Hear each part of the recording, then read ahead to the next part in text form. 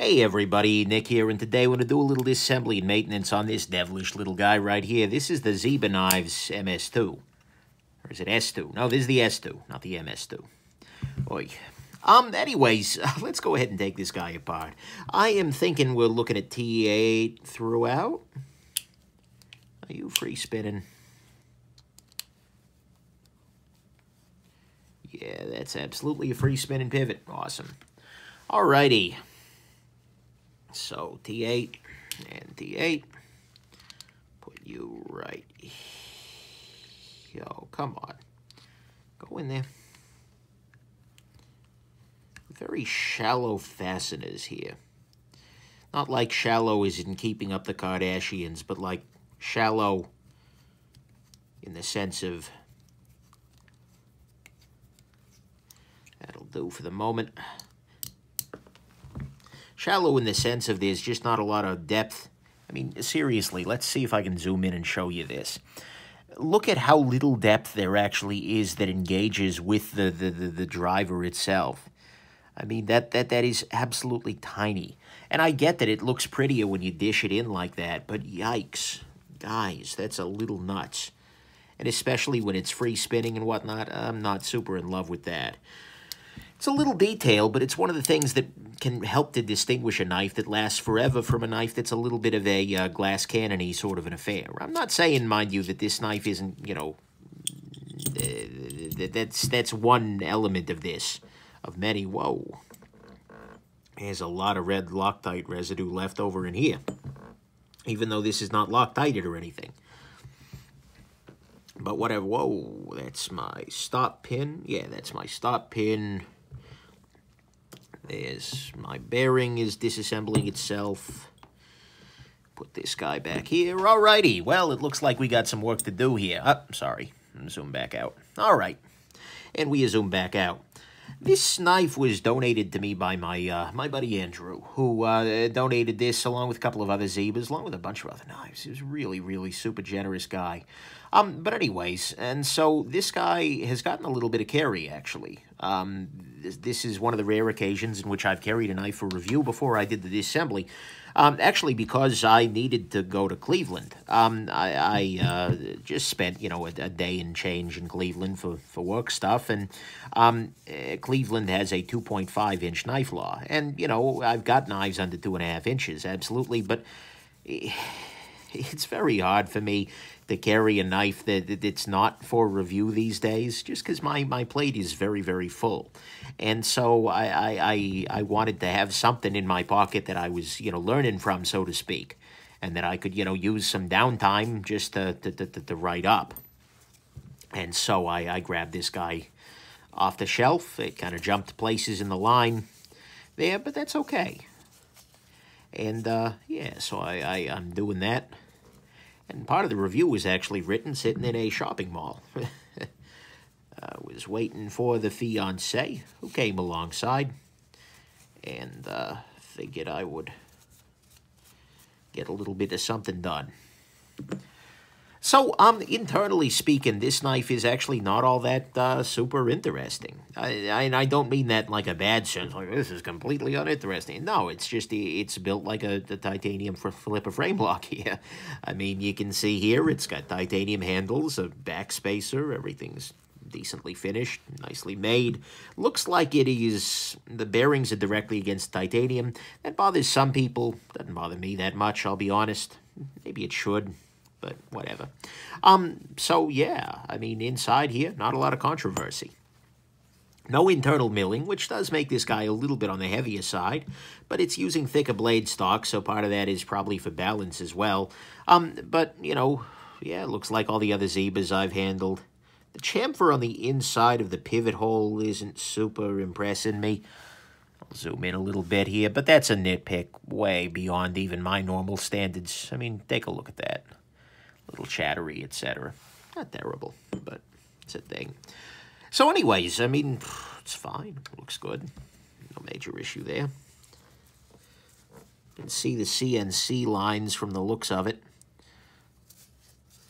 There we go. Hopefully you can see them. Little parallel thing, which is nice. It's heavily stonewashed, though, so they're not super prominent. But, yeah, interesting piece here. All right. Using a ceramic ball bearings in the pivot, as well as what looks to be a ceramic pivot ball. So that's nice. Yeah, well, okay, that's a fact. The pivot ball is nice. Pivot ball. Detent ball. Guys, this thing, that's ceramic. That's what I'm trying to say here. But no, I like a ceramic detent ball because I think that they have better wear characteristics, etc., over a long time. And, you know, there's only one of them there. The ceramic bearings on in the pivot itself, yeah, still struggling to have an opinion there. Which is, you know, usually I don't struggle to have opinions. But anyways, oh, that's not this isn't the stop pin. This guy lives right here as a way to further secure the backspacer up top here, which I won't argue with at all. Alrighty, so we're going to put this guy back together, and if you're ever curious about the tools I'm using for this, go ahead and check out my knife disassembly toolkit video, where I go through all of this. I'm going to use some 10-weight nano oil here. It's in this pen sort of applicator, which is really nice, helps me lubricate a little bit less, even though I'm still going to over-lubricate. Let's be real here. And there we go. Put a little bit there, and then put a little bit right onto there. Let a little bit of love.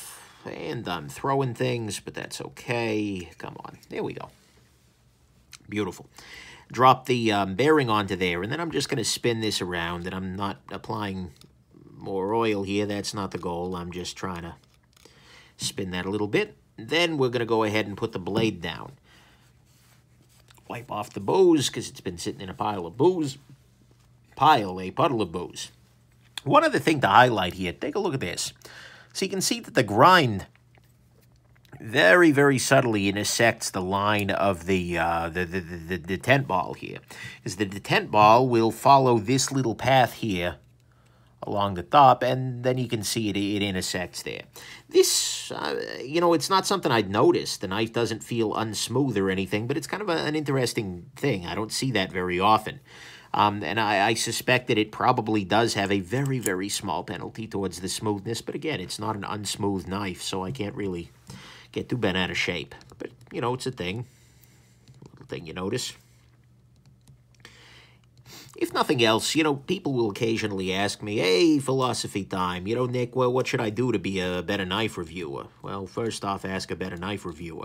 But practically speaking, about the only advice I can offer here is just to handle a bunch of freaking knives, which is helpful. I mean, every time you handle something, it's another data point. It makes your life a little bit easier to make these comparisons.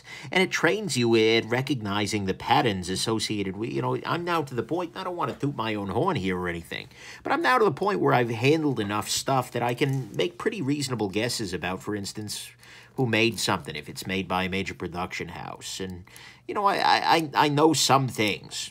Not that many things, but I know some things. And a big part of that is just by handling a lot of stuff, by seeing a lot of patterns, by seeing a bunch of different solutions to the problem of how do I make this knife fold. And so that's nice, I suppose. And so those are the little kinds of things that you notice just when it, you know, deviates from the norm. It's not necessarily bad, it's just different. But those little differences, considering that many folding knives are very, very similar to other ones, those little differences can be the things that make a major difference, though, at the end of the day.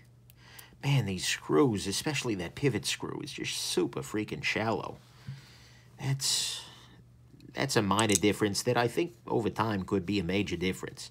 It should only bother you when you're doing, you know, rare disassemblies, but are you free spinning too? No, okay. But that's a little frustrating. Whatever.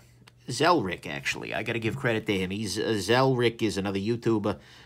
He was one of the first people in a YouTube video, at least in the knife world, to mention very explicitly the issue of screw depth and whatnot. And kind of got me thinking a little bit more about that. As I do have strong opinions about fasteners, but yeah, you can... This could be entirely psychosomatic. But I do feel like I am feeling the drop on and off onto the grind there. The blade. A little bit of play there. That's definitely way smoother than when I started. That's nice. There we go.